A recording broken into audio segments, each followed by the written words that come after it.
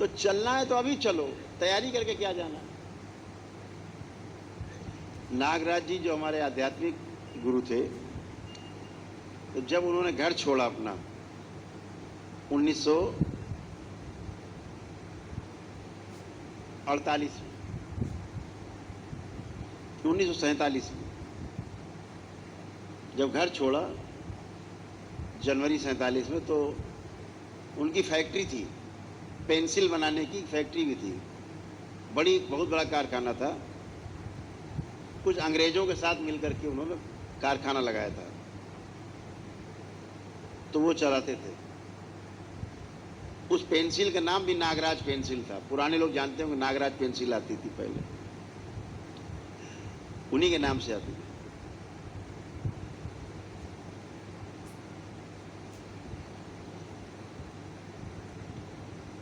तो उन्होंने अपने पार्टनर को वो बेच दिया कि भाई तुम अब रखो, हम तो जा रहे हैं अब साधना करने। तो उनकी पत्नी ने कहा कि साधना करने जा रहे हो, कहाँ चलोगे? तो उन्होंने कहा कि नर्मदा जी के किनारे जाकर के साधना करो। तो उनकी धर्मपत्नी ने पूछा, नर्मदा जी तो बहुत लंबी हैं, नर्मदा जी में कहाँ? तो उन्होंने कहा देखो हम बार बार पूछने नहीं जाएंगे उनसे।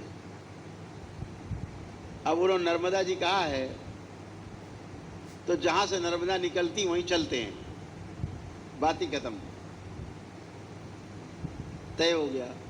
उनके जो मामा थे सगे, वो उनके गुरु थे। उनके मामा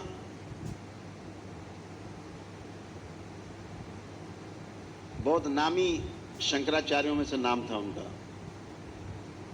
श्री चंद्रशेखर भारती, बहुत बड़ा नाम था, गणितज्ञ थे बहुत बड़े। वो उनके मामा थे, शंकराचार्य थे। वो उनसे बहुत घबराते थे। उनके पास इतने सवालों का टोकरा था, वो कहते थे भाई ये सवाल सार्वजनिक मत पूछा करो, अकेले में जाके पूछा करो। तो वो अपने अंग्रेज दोस्त को उन्होंने फैक्ट्री अपनी बेच दी। कहा कि भाई तुम रखो, अब हम तो चले, कुछ पैसा ऐसा हमको दे देना। तो उन्होंने कहा ठीक है, हम आके आपको कल देते हैं। अब इन्होंने अपना जो भी सामान बांधना था, कपड़े वपड़े थोड़ा बहुत, कि निकलना है तो कहाँ निकलना है, तो अमरकंटक जाना है, क्योंकि नर्मदा नदी अमरकंटक से निकली हुई थी, तो वहाँ जाना है। तो तैयारी हो गई। अब 1 दिन हो गया, 2 दिन हो गया, 3 दिन हो गया, उनके मित्र आए नहीं रुपया लेके देने। तो उनकी धर्मपत्नी ने पूछा भाई तैयारी में देरी, अब चलने में देरी क्यों? 2 दिन से तैयार हैं, आज तीसरा दिन है। तो उन्होंने कहा इंतजार कर रहे हैं कि हमारा मित्र आ जाए, रुपए ले लें। तो उन्होंने कहा ऐसा हम गठरी खोल रहे हैं, गठरी वठरी खोल रहे हैं, अब कहीं नहीं जाना। इसका मतलब आपको अभी आपको इतना लगाओ रुपए पैसे से, तो फिर यहीं रुकते हैं, अभी कहीं चलने की आवश्यकता नहीं आज के बाद से। तो उनको झटका लगा कि हमसे ज़्यादा ज्ञानी तो पत्नी है। तो उनकी जेब में 3 या 4 रुपए चांदी के सिक्के थे, जो उनके लुंगी में थे। वैसे ही चल दिए और अमरकंटक पहुंच गए। तो बहुत लंबी कथा है। तो जो अभी आया और अभी नहीं कर पाए, मोह, मैं कल इस बात को कह रहा था, मोह, अगर आपको मोह है और आपने सोचा चलो ये वाला आज खा लेते हैं मिठाई, कल से छोड़ेंगे, ये आदमी कभी मिठाई नहीं छोड़ पाएगा।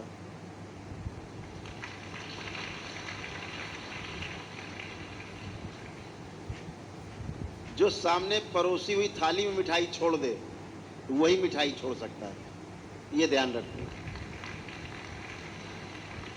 सोचे आज थाली की मिठाई खा लेंगे, कल से छोड़ेंगे, ये आदमी जिंदगी में नहीं छोड़ सकता।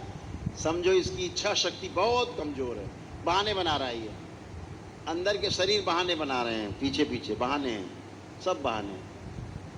छोड़ना है तभी छोड़ना है, नहीं तो कभी नहीं।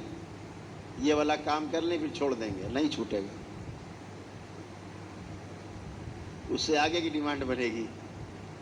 तो आप सभी को देख करके आज ये विचार हुए, कुछ बचपन में थे, देखा, आपको देख करके लगा, उत्कंठा आई कि कैसी अंदर उत्कंठा है, कैसा अंदर एक हिलोरे मारती है संभावनाएं। हर व्यक्ति गुरु है, हर व्यक्ति गुरु है। गुरु माने गांव में कहते हैं बहुत गरु है, मतलब भारी है।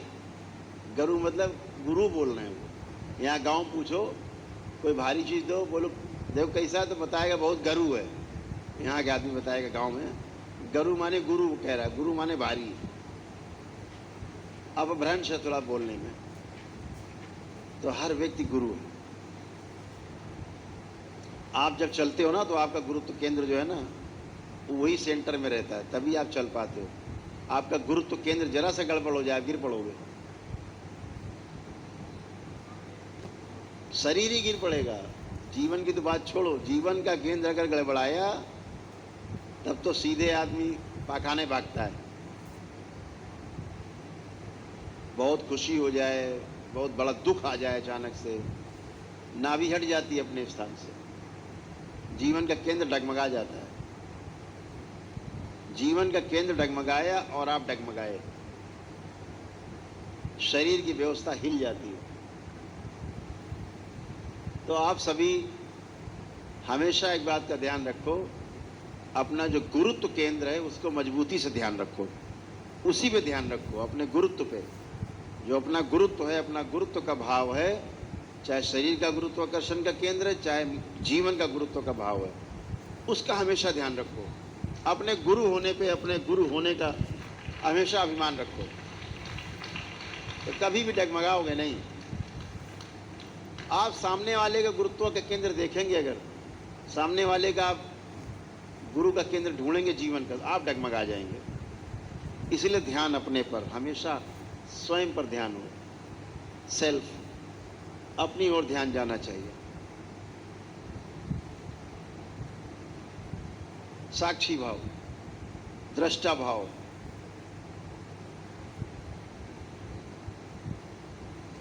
कल एक महापुरुष है, उनको हम लोग देख रहे थे, दरबार दिखा रहा था, उनका शरीर छूट चुका, लेकिन क्या दिख रहा था, तो केवल आंखें।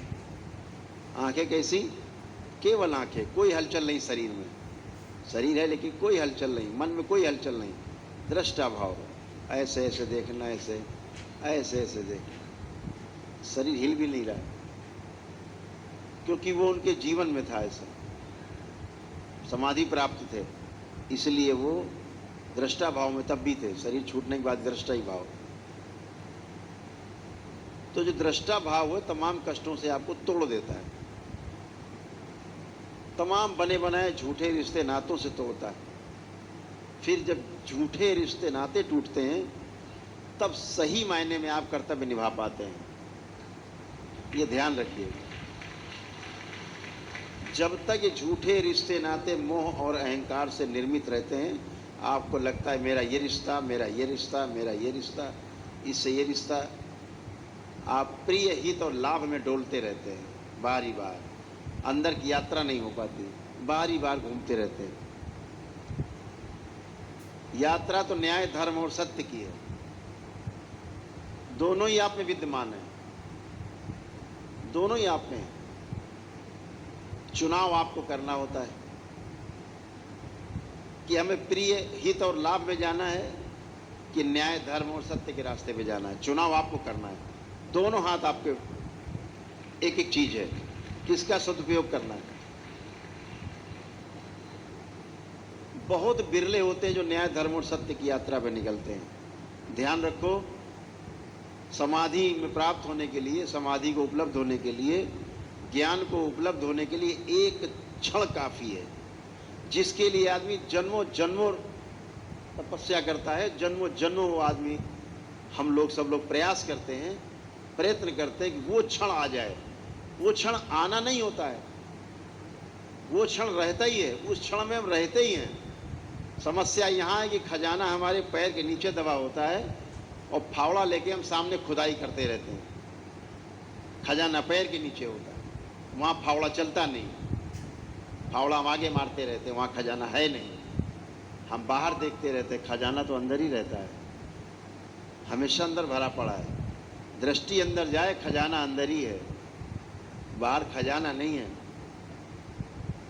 बाहर भोग है, सिर्फ भोग, अंदर विरक्ति है। बाहर भोग है, अंदर योग है। तो योग के रास्ते में चलने के लिए अपने अंदर ही झांकना, अपने अंदर ही देखना, यही हमारे महापुरुषों ने बताया है और यही